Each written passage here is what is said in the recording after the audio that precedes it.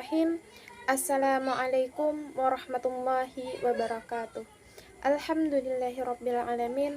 Wassalatu wassalamu ala asyrafil anbiya'i wal mursalin Sayyidina Muhammadin wa ala alihi wa ashabihi ajma'in, amma ba'du. Saya atas nama Nurib Afaijah, mahasiswi dari Stai Al-Wasliyah Barabai semester 5, ingin membuat video untuk memenuhi tugas mata kuliah metodologi PAI dengan dosen pengampu Bapak Rahmat Hulbat MPD. Menjelaskan tentang apa itu metode observasi dan bagaimana cara kita mengimplementasikan dalam kegiatan pembelajaran pendidikan agama Islam.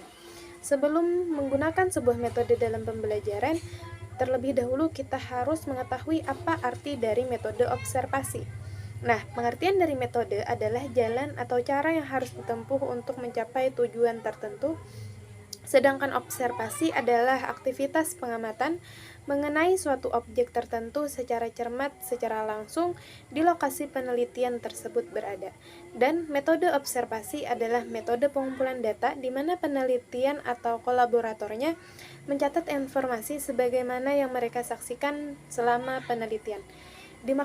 Dimaksudkan suatu cara pengambilan data melalui pengamatan langsung terhadap situasi atau peristiwa yang ada di lapangan. Nah, contoh penerapan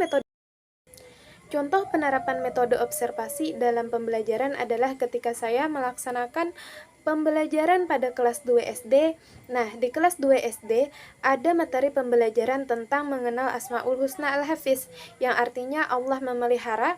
Di sini dalam materi ini terdapat 4 poin materi penting, yakni pertama adalah pengertian dari Asmaul Husna Al-Hafiz, yang kedua adalah meyakini bahwa Allah bersifat Al-Hafiz atau Allah tadi Maha Memelihara.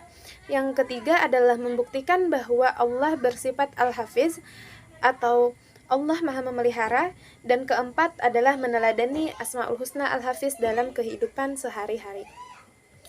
Nah,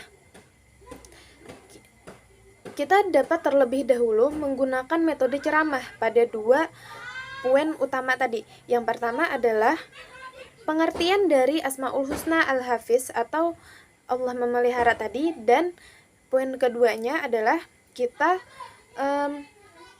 meyakini bahwa Allah bersifat Al-Hafiz tadi, Allah Maha Memelihara. Nah, kita dapat terlebih dahulu menggunakan metode ceramah untuk menjelaskan pengertian dari Asmaul Husna Al-Hafiz dan meyakini bahwasanya Allah bersifat Al-Hafiz. Nah, untuk materi selanjutnya, pada materi ketiga dan keempat, yakni tentang bukti Allah Maha Memelihara dan meneladani Al-Hafiz dalam kehidupan sehari-hari. Nah, untuk menjelaskan materi yang selanjutnya tadi, yang ketiga dan keempat tadi, kita dapat mengajak anak-anak belajar keluar kelas untuk mereka mengamati alam sekitar, mencari bukti bahwa Allah Maha Memelihara, dan bagaimana cara kita meneladani Asmaul Husna Al-Hafiz dalam kehidupan sehari-hari. Maka kita dapat minta tolong anak-anak untuk mencatat atau menyebutkan bukti bahwa Allah Maha Memelihara. Seperti itu. Contohnya, anak-anak dapat menyebutkan bahwasanya bukti bahwa Allah Maha Memelihara adalah seperti tumbuhan yang tumbuh subur. Allah memelihara langit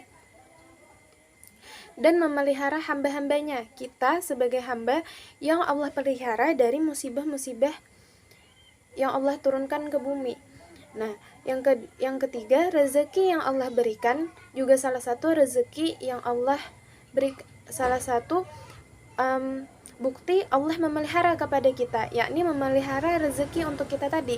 Dan kucing liar yang dibuang oleh pemiliknya di sekitar sekolah tapi tetap hidup karena Allah yang memelihara kucing tersebut, baik memelihara hidupnya maupun memelihara rezekinya. Dan kita dapat mempraktekkan cara meneladani sikap Al-Asmaul Husna Al-Hafiz tadi, yakni Allah Maha Memelihara. Contohnya, memelihara lisan untuk tidak berkata-kata buruk atau berkata-kata kasar, memelihara untuk tidak menyakiti orang lain, dan juga membuang sampah pada tempatnya. Contoh Membuang sampah pada tempatnya adalah salah satu contoh bahwasanya kita meneladani sifat Al-Hafiz tadi, dengan kita memelihara kelestarian lingkungan kita agar tidak terjadi dampak negatif dari membuang sampah sembarangan seperti banjir dan lingkungan yang terlihat kotor. Dan contoh selanjutnya adalah dengan kita menjaga diri dari larangan-larangan Allah, memelihara diri kita dari larangan-larangan yang Allah larang untuk kita melakukannya. Yang selanjutnya kita dapat menjadi contoh atau bahan yang diamati oleh anak-anak tersebut. Bagaimana cara kita menjadi contoh? Dengan kita tadi menjaga lisan, dengan kita menjaga kelestarian lingkungan dengan tidak membuang sampah, tidak melakukan penebangan liar, dan lain sebagainya.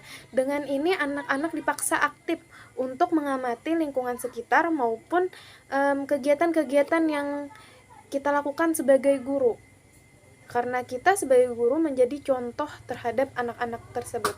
Nah, adapun metode observasi ini memiliki kelebihan dan kekurangan dalam pembelajaran. Antara lain adalah salah satu kelebihan dari metode observasi bisa membuat seseorang lebih termotivasi dan juga memiliki rasa ingin tahu yang cukup besar dan menjadikan anak-anak siswi kita menjadi lebih aktif daripada dia hanya mendengarkan dengan metode ceramah. Nah, metode observasi ini pun memiliki juga kekurangan. Salah satu kekurangan dari metode observasi adalah kita melakukan pembelajaran dengan metode observasi dapat menggunakan waktu yang lebih panjang. Kita harus menggunakan waktu yang lebih panjang. Jika tidak, maka tidak kondusif dalam melakukan pembelajaran. Nah, mungkin ini saja dari saya. Wabillahi taufiq wal hidayah. Wassalamualaikum warahmatullahi wabarakatuh.